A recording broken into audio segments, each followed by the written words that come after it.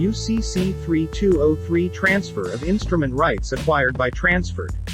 If there's a broken chain of assignments (OR) transfers of the promissory note, and it's been delivered to a third party, meaning, now you have a new mortgage servicer, they sold the note.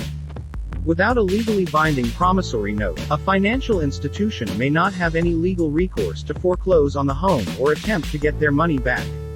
Often, promissory notes are sold along with mortgages on the secondary mortgage market. MERS. The alleged lender has a right to re-establish the note legally as long as it has not sold or transferred the note to another party.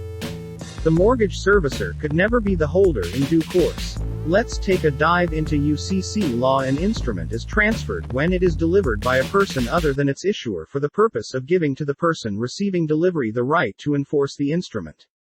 B. Transfer of an instrument. Whether or not the transfer is a negotiation, vests in the transferee any right of the transferor to enforce the instrument, including any right as a holder in due course, but the transferee cannot acquire rights of a holder in due course by a transfer, directly or indirectly, from a holder in due course if the transferee engaged in fraud or illegality affecting the instrument.